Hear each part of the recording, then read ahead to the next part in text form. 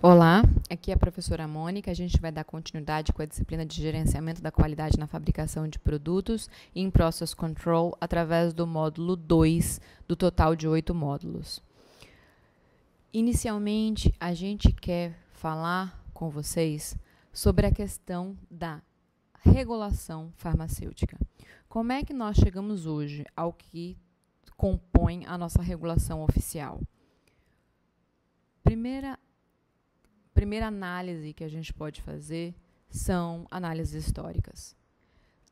Sempre uma regulação é colocada no mercado quando eu tenho uma demanda. Não existe regulação hoje que, na verdade, não atenda ou não resolva uma demanda oprimida, necessitando de que existam normas do que é correto, do que é moral, do que é ético, do que é justo.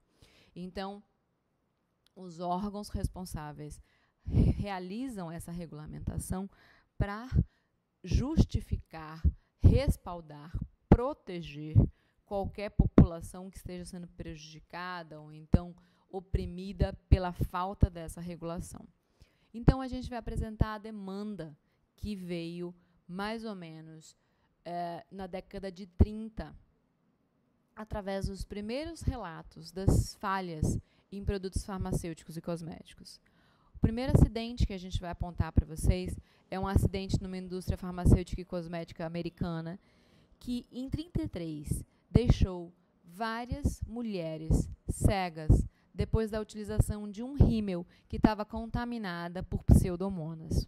Então, quando a gente analisa isso hoje, você fala, poxa, processos tão fáceis poderiam ter sido aplicados ou controles em processo poderiam ter sido aplicados para que eu tivesse identificado tal contaminação de patógenos, tal presença de micro-organismos no meu lote, mas no momento que uma indústria teve esse problema, começou-se a observar que aqueles controles que estavam sendo aplicados na época não eram suficientes para que a gente pudesse liberar com segurança um produto no mercado, para que a gente não causasse dano à pessoa que estava consumindo aquele produto.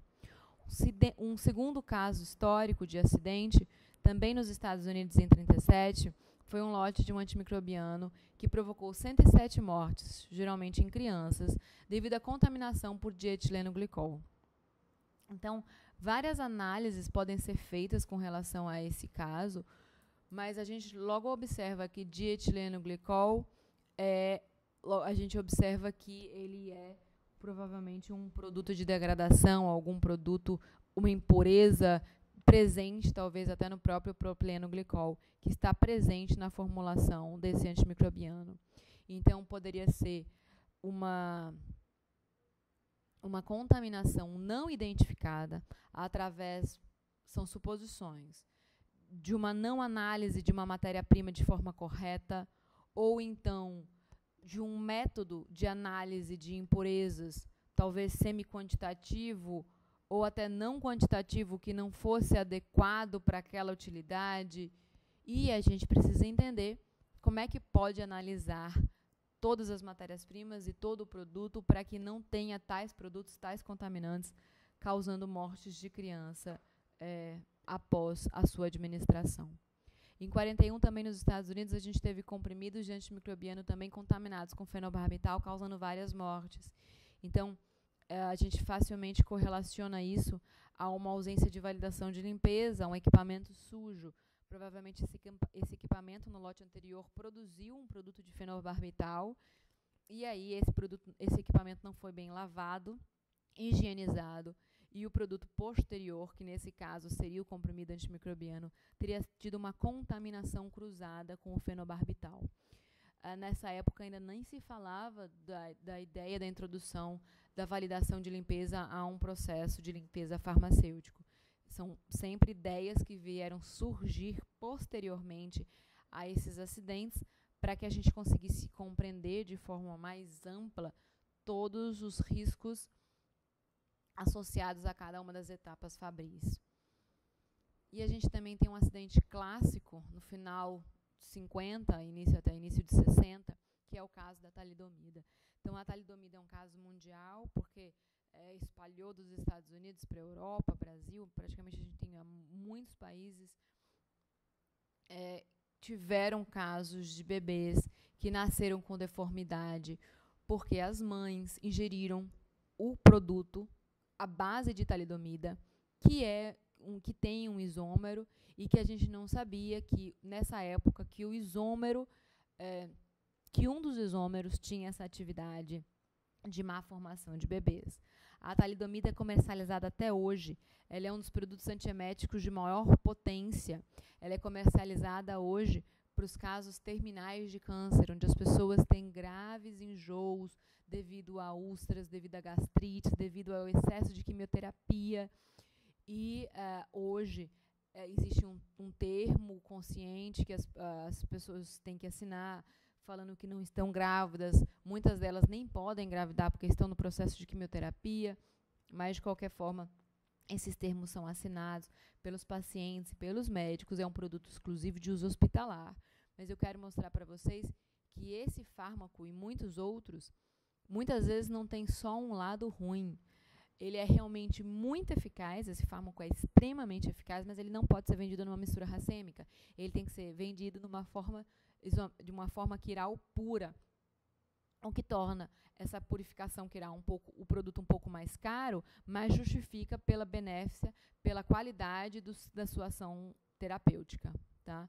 Mas, nessa época, onde ainda não tinha equipamentos tão adequados, onde a gente ainda não tinha cromatografia quiral, onde a gente não conseguia fazer uma separação de misturas racêmicas tão adequadas, nos estudos clínicos que foram feitos para colocar esse medicamento no mercado, talvez várias falhas aconteceram, talvez não foram analisadas mulheres, e por isso que no estudos fase 1, 2 e 3 não observou-se esse momento de má formação, apenas no estudo 4, onde já estava no mercado e as mulheres ficaram livres para consumir. Então, existem várias falhas que a gente pode analisar de o que aconteceu, será, para uma indústria farmacêutica colocar no mercado um produto que fez tão mal a uma geração inteira. Então, no próximo slide, eu boto algumas fotos só para vocês se conscientizarem da importância de fazer parte de um quadro de uma indústria farmacêutica. Muitas pessoas não têm noção do impacto das suas atividades diárias na vida de uma pessoa. Todas as pessoas envolvidas na produção de um medicamento têm a mesma importância do ponto de vista de qualidade e segurança clínica. Da pessoa que lava o chão, que muitas vezes não é nem funcionário da empresa, muitas vezes é de uma empresa terceirizada de limpeza, ao gerente da fábrica, podem cometer erros graves que comprometam a vida. E a gente só consegue ter seriedade na nossa função quando a gente conseguir compreender isso. A pessoa que limpa o chão pode fazer uma limpeza inadequada, uma formação de uma contaminação cruzada, ou então até a formação de uma contaminação microbiológica, ter troca de produto, desvios de lixo. Contudo, um gerente de uma fábrica também pode fazer a compra de um equipamento errado, às vezes porque ele só olhou o preço do equipamento e não a qualidade operacional do mesmo. Então, às vezes, o equipamento não tinha alguns mecanismos de segurança que eram muito mais caros, mas que poderiam, em certos momentos, ter parado aquela produção caso tivesse fora daquela faixa de segurança do equipamento. Então, o gerente, por mais que muitas vezes nem pise na fábrica, se ele comprou um equipamento inadequado, ele também prejudica a qualidade, não só de um produto, como de todos os produtos que vão passar por aquele equipamento. Todas as pessoas têm a sua parcela de atitude com relação à busca da qualidade. Principalmente a questão de que nenhum ser humano ele consegue se corrigir, observar, questionar o tempo todo. Então, é muito importante o papel também da observação do trabalho do colega, do trabalho do seu par.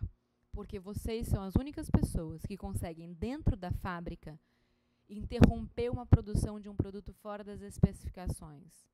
Evitar que um produto que cause dano, risco, sequelas, chegue ao mercado. Então, a ideia mais importante de passar é que não existe proteção do amigo. Se você muitas vezes observar o seu colega, amigo, fazendo uma atitude que fere os princípios de boas práticas de fabricação, você não está cobertando ele. Se isso causar morte ou dano de alguém, vão rastrear o erro, vão chegar no seu amigo e as consequências são muito piores do que vocês terem perdido um lote ou feito uma parada e uma correção, feito um ajuste, analisado a falha com segurança. Os erros a gente não mascara, a gente olha, enfrenta, encara e resolve. Se tem erro, ele tem que ser resolvido. Essa resolução pode ser inicialmente barata, cara, fácil, difícil, mas tenha certeza que ela é mais barata e ela é mais fácil do que retirar um produto no mercado, do que ter que recolher esse produto dos hospitais e das farmácias do Brasil inteiro, das casas dos consumidores, colocar um anúncio na televisão chamando os consumidores para devolver os produtos porque eles não têm qualidade. Tenha certeza que a dificuldade de um recolhimento de um lote no mercado, ela é muito maior do que internamente, tá? Então, quem quiser ter mais curiosidade sobre esse caso da talidomida, tem vários artigos, tem várias fotos, vários vídeos que pode comover um pouco vocês. Vocês trabalham em uma indústria de produtos de saúde e todas as ações suas são críticas.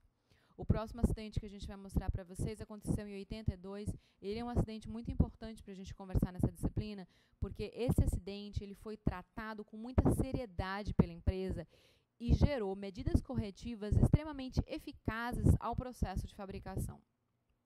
Cápsulas gelatinosas duras de Tilenol mataram 7 pessoas devido a uma contaminação por cianeto. Quando você analisa o processo de fabricação, fórmula do produto, embalagem, não existe a possibilidade de contaminação de cianeto de forma de contaminação cruzada, contaminação direta ou indireta, impureza de matéria-prima. Na verdade, a análise que se chega é que isso é um caso de sabotagem, que isso é um caso de uma pessoa, de algum funcionário que não está satisfeito com a sua função ou com a sua empresa. Ele levou cianeto para dentro da fábrica e, com essa medida, ele contaminou um lote, ou poucas unidades desse lote, mas acabou causando 7 mortes. Então, através dessa investigação do ocorrido, a empresa conseguiu chegar a essa pessoa, conseguiu fazer as medidas corretivas onde essa pessoa foi presa e ela levou isso tão a sério que várias medidas foram implementadas. A mais drástica é que, até hoje, nenhum produto, cápsula ou comprimido dessa empresa, é vendido de forma a granel. Nos Estados Unidos, muitos produtos são vendidos de forma a granel, sem embalagem individualizada, seja sachê ou blister. Ela é vendida como um pote plástico, onde você tem 50, 60 comprimidos juntos. Até hoje, isso é uma prática americana muito aceita naquele país. Mas essa empresa, em qualquer produto ou em qualquer país, ela não trabalha mais com produtos a granéis. Então, ela introduziu uma embalagem, na época, completamente inovadora, embalando cápsula por cápsula, para que não existisse mais o caso de uma pessoa contaminar um lote através da abertura de algum recipiente que ele trouxe. Outras medidas foram implementadas, como os uniformes dos operadores não têm mais bolso, o que dificulta uma pessoa levar algum contaminante, algum parafuso, alguma caneta, algum elástico. Você não tem mais condição de levar nada, celular, carteira, nada. Todos os objetos pessoais ficam no seu armário, dentro do vestiário feminino ou masculino. Outras medidas foram a inspeção, né, do funcionário quando ele chega ou quando ele sai da empresa, por meio de análise de bolsas e etc. Então, os funcionários passam por uma revista que é feita. Existem vários outros sistemas que foram implementados, como câmeras em todas as salas de produção e etc., para que a gente tenha um maior controle. Então, é uma empresa que reconheceu o erro e que realizou medidas corretivas eficazes. O que a gente não pode é que nossos relatórios, nossas análises da investigação não sejam implementadas, porque isso significa que você não aprendeu com o erro e que o erro vai se repetir, porque nenhuma medida preventiva foi colocado para os próximos lotes. Significa que você está considerando aquele erro impossível. Mas se ele foi impossível, porque ele aconteceu uma vez na sua fábrica. Se ele aconteceu uma vez, ele pode acontecer de novo, sim. Então, a gente agora passa para a discussão sobre a autorregulação.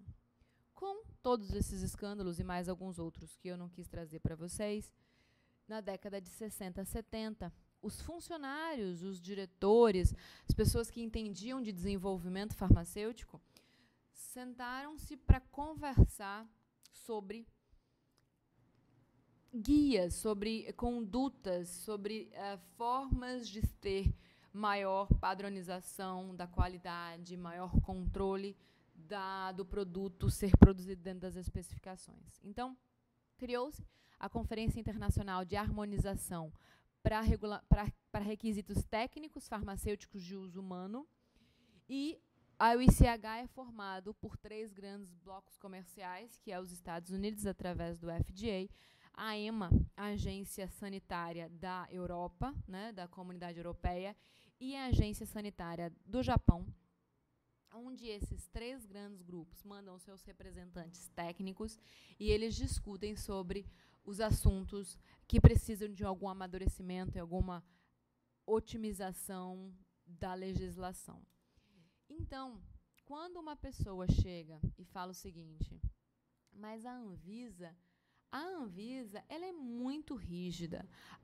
Eu não vejo propósito para a Anvisa solicitar tal ou outro protocolo, relatório, validação, seja lá o que for. Bom, a primeira coisa que eu falo é que você realmente estude o que você está dizendo para ver se você está certo. Por quê? A Anvisa, muitas vezes, talvez ela não tenha nem a abordagem que você deseje, mas se ela está solicitando algum protocolo ou procedimento, provavelmente ela está solicitando coisas que internacionalmente já é pedido e foram solicitados não pelos órgãos de controle, mas pelas próprias indústrias.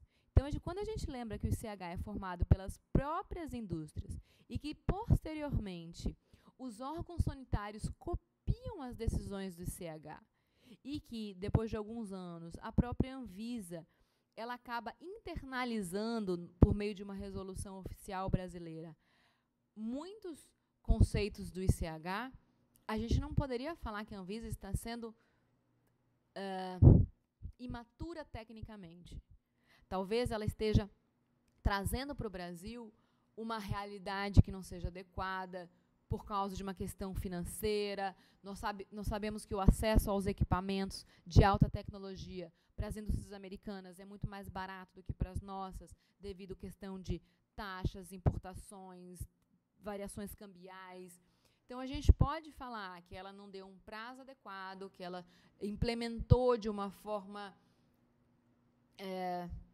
assim, igual para todos, sem analisar as diferenças de cada indústria, porque as indústrias fitoterápicas têm uma característica, biológicos têm outra característica, sintéticos têm outras características, então tem resoluções realmente que você não consegue implementar para todas. Mas a gente tem que analisar, porque se existe regulação, provavelmente existiu uma demanda. Se existiu uma demanda, é porque alguém foi prejudicado, oprimido ou marginalizado. Provavelmente deve ter existido algum risco, algum acidente, algum problema farmacêutico que tenha causado essa demanda. Então, a gente tem que levar cada solicitação de boas práticas de fabricação com o maior respeito. Talvez não seja fácil, talvez não seja barato, mas falar que não é importante é uma desculpa muito imatura, muito superficial. na verdade, não é nenhuma desculpa a ser aceita, tá? Então, realmente a gente precisa entender a importância da autorregulação. Por que se autorregular? Bom, como eu já falei, eu preciso ter qualidade, e a qualidade eu obtenho através dos processos. E é a única forma de eu ter lucro e qualidade. Se eu não fiscalizo, se eu não me regulamento, então tanto os meus produtos quanto os meus processos, eles podem falhar. E eu vou ter ou prejuízos financeiros ou danos à saúde da população que consome esse meu produto. De qualquer forma, eu vou ter prejuízos. A autorregulação é uma forma de ter lucro sempre. Talvez você invista em qualidade, mas o investimento na qualidade é o investimento mais correto e duradouro que a empresa possa fazer.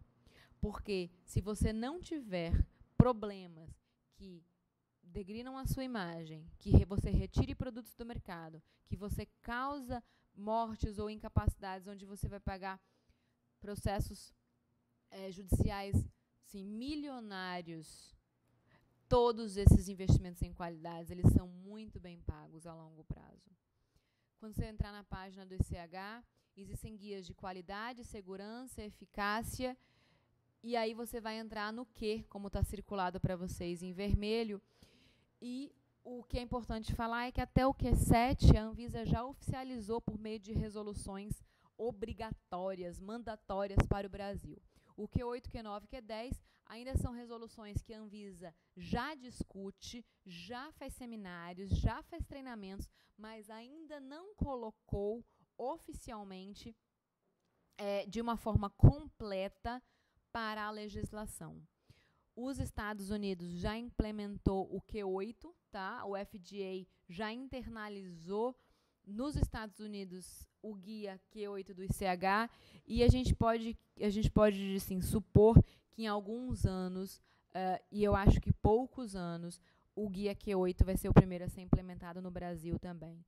É uma realidade, porque o Brasil hoje é um mercado competitivo, é um mercado de empresas internacionais, então não existe você ter menos qualidade do que nos outros países. Se você é uma empresa internacional, você tem qualidade em todos os países com os mesmos critérios, tá?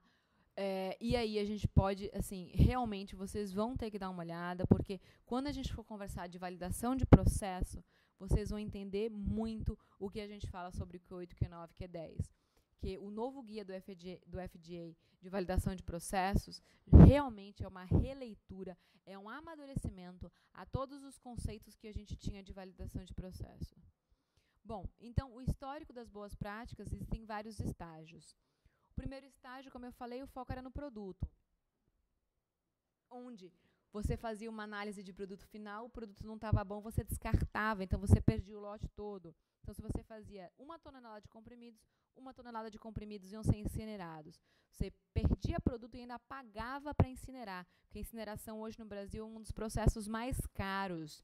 E todo produto que não é aprovado, ele não é descartado, ele é incinerado. Porque se você descartar de uma forma inadequada, pessoas podem ir no lixo consumir esse produto. Mesmo que você triture, animais roedores podem consumir esse produto através do pó do lixo e você esteja causando problemas sanitários, animais e humanos altíssimos. Se você falar, não, mas então eu vou diluir em água para que eu não tenha esse problema. Pior ainda, você vai estar contaminando os nossos esgotos e aí você vai ter muitos micro-organismos, muitas vezes resistentes ou super intoxicados por aqueles fármacos que vão estar presentes no nosso esgoto, que na verdade a gente sabe também que é um sistema precário de tratamentos de efluentes e que a gente tem, na verdade, uma contaminação muito grande. Então, a única forma aceita para todos os resíduos de produção e produtos não aprovados é a incineração. Muitos estados, a incineração ela não existe, não autorizada e certificada pela Anvisa para uso farmacêutico. Então, alguns estados você tem que contratar um caminhão para transportar o seu lixo para outros estados, para que seu lixo seja incinerado em outros estados. Então, olha o custo todo de uma incineração de um produto que você já está perdendo. Embalagem, produto, processo, hora fabril, de luz, de impostos e etc. O segundo estágio foi no processo. Se eu não quero jogar produto fora, eu tenho que controlar o meu processo para não ter erro. Controlando o meu processo, eu não tenho erro no produto. Vocês acham que parou de acontecer acidentes na indústria farmacêutica? Não. Acidentes continuaram acontecendo em um menor número, mas continuaram. Então, as pessoas começaram a observar que o sistema de gerenciamento da qualidade não podia só focar em produto, só focar em processo. Porque se acidentes aconteciam, existem outros fatores que influenciam isso. Então, vamos focar no sistema. E aí, analisa todo o sistema que envolve a produção dos medicamentos. Envolve os fornecedores de matérias-primas, os fornecedores de embalagem, porque está dentro do seu sistema de produção. Vocês acham que isso passou a não causar mais desvios? Bom, diminuiu, mas não zerou o número de escândalos e desvios de qualidade na indústria farmacêutica. Então, o próximo foco foi a gente analisar também o treinamento das pessoas. Porque não adianta os produtos serem super desenvolvidos e etc., e as pessoas não seguirem os POPs, não seguirem a obrigatoriedade de preenchimento dos RQs, e aí, na verdade, você tem uma falha humana sendo inserido ao seu processo por uma falha de treinamento, motivação, até os casos de sabotagem estão aqui dentro, onde você também tem pessoas insatisfeitas com a política de RH da sua empresa. Mas, com a maior atenção nesse foco, também não se resolveram todos os problemas, então passou-se a olhar no foco no cliente. Quais são as características que o meu cliente precisa, como é que o meu cliente faz o uso. Então, nesse estágio, foi introduzido o saque, porque até aí o cliente ele não tinha canal para reclamação com a indústria. E aí foi obrigatório ele ter um saque que até hoje é extremamente auditado. Todos os telefones são gravados, eles têm prazos para dar resposta, eles têm protocolos para como resolver todos os produtos com problemas e etc. Toda reclamação que é feita no saque da indústria obrigatoriamente abre um relatório de investigação do desvio, da denúncia. Mesmo que seja, eu comprei um produto e na minha cartela de blisters veio faltando um comprimido. Aí você fala, poxa, não foi sabotagem, não foi desvio de controle de qualidade, o produto está bom. Mas, se a especificação do meu produto é um blister com 20 comprimidos, um blister com 19 comprimidos, apesar dos 19 terem qualidade, não está dentro das minhas especificações. Isso é um produto sem qualidade. Por quê? Se aquele tratamento da pessoa inclui a administração de 20 comprimidos e a pessoa consome apenas 19, se essa pessoa não fizer o desembolso financeiro para comprar mais uma cartela, ela vai ficar com perda na ação terapêutica. Fora que, se isso for um antibiótico, ela não consegue nem comprar mais uma cartela. Então, tem vários impactos que você tem em você fornecer um blister com menos comprimidos ou um produto com um menor volume, caso seja um líquido. Então, mesmo sendo um problema do equipamento, um problema de manutenção pontual, esse relatório de investigação é aberto, um comitê analisa esse desvio e se chega a conclusões preventivas e corretivas, seja necessidade de retreinar a equipe de embalagem. Isso já é uma medida preventiva e corretiva. Necessidade de instalar dupla checagem em tais processos. É uma medida que vai provavelmente resolver que esse erro não aconteça novamente, tá? Depois disso, como ainda continuaram acontecendo alguns acidentes na indústria, o foco passou na estratégia da qualidade, então nos sistemas da qualidade. E mesmo assim, a gente ainda não conseguiu zerar o número de acidentes. Então, atualmente, a gente está no foco das mudanças, onde todas as mudanças elas são feitas mediante a avaliação do impacto dessas mudanças, avaliando a necessidade de uma revalidação, de uma alteração de formulação, de uma alteração de registro. Então, a gente está num foco onde a gente tem revisões periódicas de produto, onde a gente avalia tendências, onde a gente avalia comportamentos. A gente realmente amadureceu muito quando a gente pensa em revisões periódicas de produto. Mas a gente sabe que a gente ainda vai evoluir para o estágio 9, que é o foco no ciclo de vida, que é o que está sendo implementado pelo CH através do Q8, Q9, Q10. Então, a gente já sabe que ainda vai ser introduzido ao Brasil novos conceitos e novas regulamentações que elas não vêm agredir ou alterar nada que os estágios anteriores tinham. Elas apenas acrescentam. Então, na verdade, o meu foco, a minha visão por qualidade fica cada vez mais integrada, fica cada vez mais complexa, cada vez mais sistêmica. O estágio 9, ele não retira nenhum momento a importância do que foi abordado em cada um dos estágios. Aí você me pergunta, Mônica, quando a gente chegar no estágio 9, a gente vai parar de ter acidentes farmacêuticos? Eu vou responder para você que não. Mas tenha certeza que o número de acidentes vai ser muito reduzido. Agora, falhas humanas, elas acontecem sempre, nas melhores famílias e nas melhores indústrias. Mesmo quando a pessoa não tem a intenção de falhar, ela é passível à falha, porque ela é humana.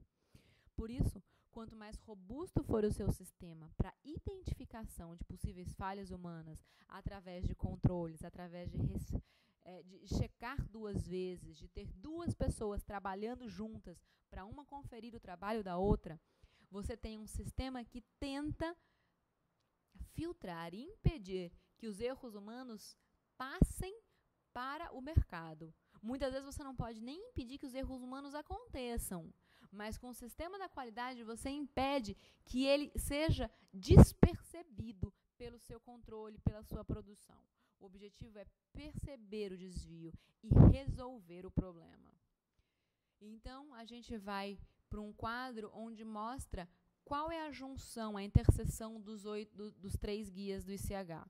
O Q8 fala sobre desenvolvimento de produto, onde o projeto do produto, ele tem que ser desenvolvido pensando no processo, nos materiais, que são as matérias-primas, e nas instalações fabris que envolvem os equipamentos. O Q10, que é o sistema da qualidade, fala sobre a manutenção de todos esses conceitos na fabricação e distribuição.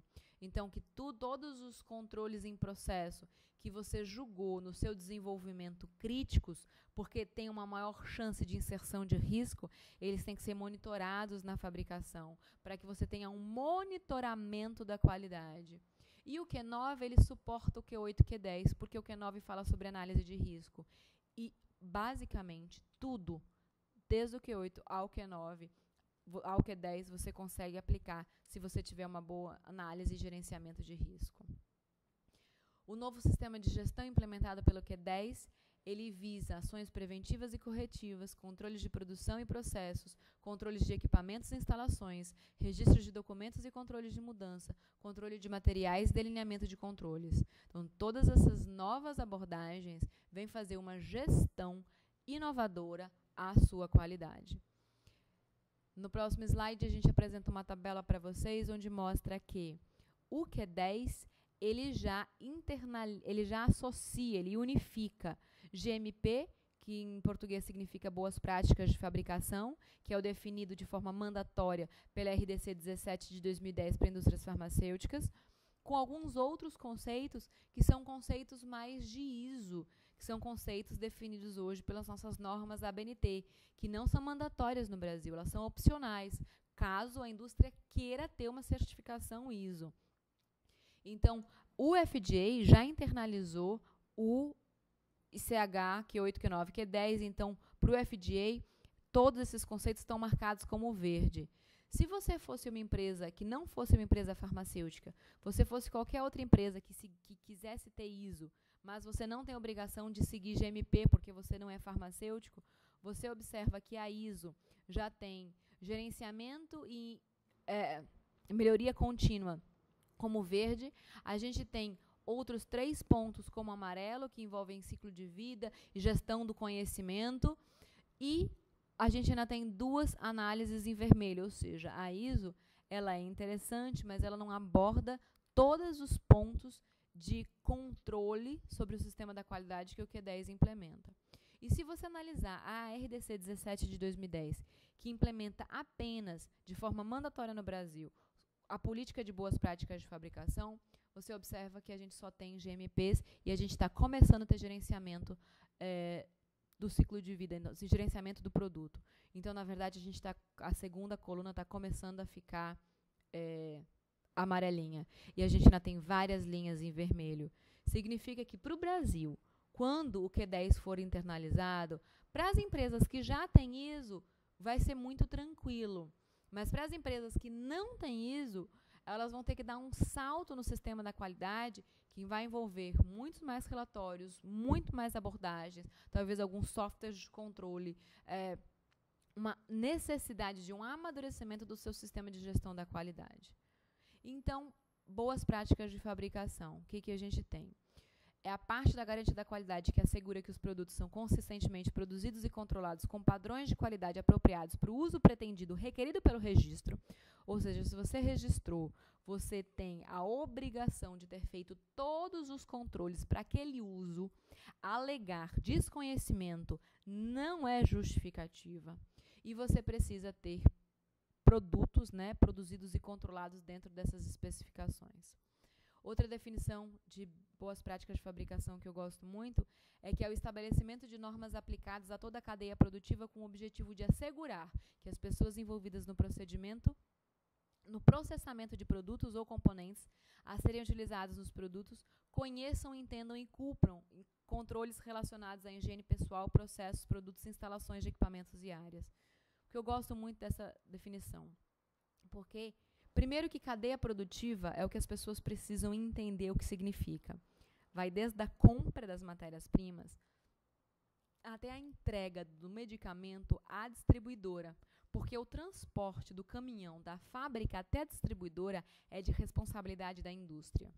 Então, desde a pessoa que não é farmacêutico, não é biólogo, não tem noções de biossegurança ou de boas práticas de fabricação, a pessoa que compra, que está lá naquele escritório, uma pessoa comercial, que muitas vezes fez comércio exterior e etc., ela tem que entender que a compra da matéria-prima com as especificações corretas, por mais que talvez seja um pouco mais caro do que um outro fornecedor, é fundamental para que o produto nasça com qualidade. Como o motorista do caminhão que está entregando a vacina para a distribuidora tem que entender que aquele caminhão é uma câmera fria, tem que estar com temperatura e umidade controlados, que aquelas vacinas podem perder as especificações que foram liberadas na fábrica se esse transporte for feito de forma inadequada. Se esse caminhão quebrar, o sistema de ar-condicionado do caminhão quebrar, e esse motorista ficar com receio de perder o emprego e entregar o produto na distribuidora, caso esse produto tenha passado algumas horas fora do armazenamento nas condições adequadas, talvez ele esteja colocando o produto fora das especificações. E a fábrica é responsável por essas especificações.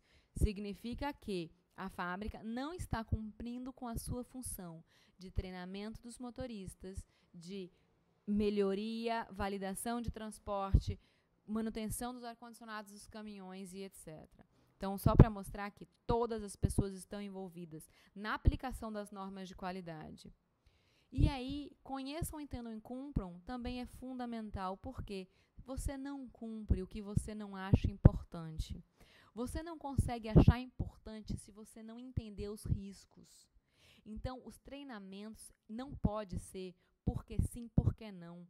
Se você é uma pessoa que é um coordenador, uma pessoa que está sendo responsável por alguma outra pessoa em algum treinamento, você não pode chegar para ela e falar assim, porque sim. Boas práticas de fabricação é importante porque sim. Você tem que mostrar para ela, você tem que fazer com que ela conheça os principais acidentes históricos das indústrias farmacêuticas. Nas ações que ela executa, você tem que fazer com que ela conheça os riscos que cada uma daquelas ações representam, para que ela comece a entender qual é o dano que ela pode causar na pessoa se por acaso ela quiser facilitar aquele procedimento que ela deve executar. Então, se ela conhecer os riscos e ela entender o impacto daquele risco, ela vai poder analisar se ela pode ou não assumir tal risco em dada circunstância. Porque nem sempre você tem as condições mais perfeitas e utópicas de produção. Mas você tem que ter maturidade técnica para assumir riscos. Para isso, você tem que entender os prejuízos. E assim as pessoas vão cumprir o seu papel de chegar e falar: a produção está interrompida porque eu não tenho condições sanitárias de desenvolver um produto dentro das especificações, se o meu equipamento continuar nessa situação. Eu preciso que o técnico venha, que a manutenção venha para fazer um ajuste.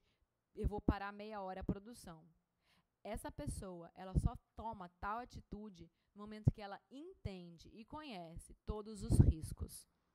Tá? Então, assim, a capacitação e o fortalecimento técnico das pessoas é a única forma de você ter as pessoas aplicando as normas de boas práticas de fabricação. Então, são as pessoas que mantêm e suportam os sistemas de boas práticas de fabricação. O sistema não se compra. Você não consegue chegar numa fábrica e pagar $1 milhão por boas práticas. Boas práticas é uma política que se aplica em cima de um sistema da qualidade, onde todas as pessoas mantêm isso. Se uma pessoa não escreveu um RQ, não escreveu que utilizou tal balança tal dia, ela já comprometeu as boas práticas de fabricação, porque ela desrespeitou uma das necessidades das boas práticas, que é documentar toda a prática realizada. Então, se você, em qualquer momento, que precisava fazer uma dupla checagem sobre o serviço do colega e não fez porque você estava com pressa e você assinou para poder ir embora mais cedo, você, nesse momento, está comprometendo todo o sistema de boas práticas de fabricação da empresa. Significa que apenas por meio de atitudes das pessoas eu consigo ter um sistema de boas práticas de fabricação atuante. Por isso as dificuldades. As dificuldades são inesgotáveis e elas vão existir sempre. Porque se você tiver uma rotatividade alta dos seus funcionários, você vai ter que treinar. E a gente sabe que o amadurecimento ele vem depois de muito tempo, com o amadurecimento da compreensão que você tem com relação àquele assunto que está sendo treinado.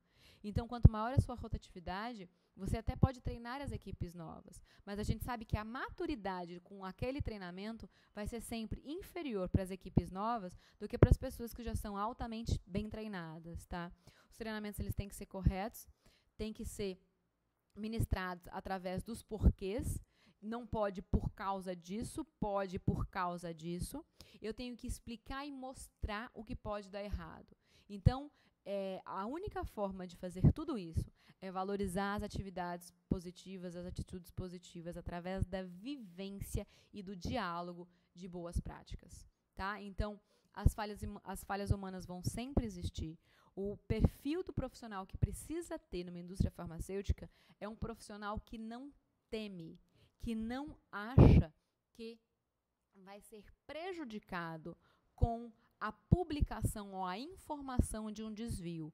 Um profissional que tem essa postura é um profissional inseguro, imaturo e provavelmente não bem treinado.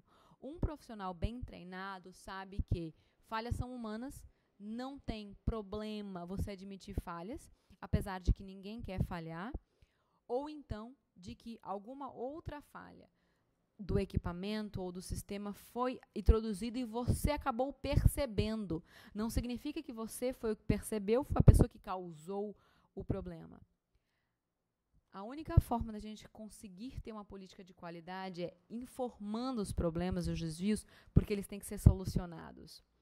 Todos os desvios, como a gente deu o exemplo do saques, qualquer reclamação tem que ser investigado, um relatório tem que ser aberto e tem que ser concluído. E só é concluído se as medidas preventivas e corretivas forem aplicadas com meio de correção de POPs que não estavam claros, adequações de RQs onde não tinha um espaço suficiente para a pessoa anotar as observações necessárias, adição de algum controle ou algum instrumento, algum sistema no equipamento de algum controle necessário, qualquer medida corretiva ou preventiva. Como eu já falei, nem que seja apenas um retreinamento da equipe, já é uma conclusão ao seu relatório de investigação.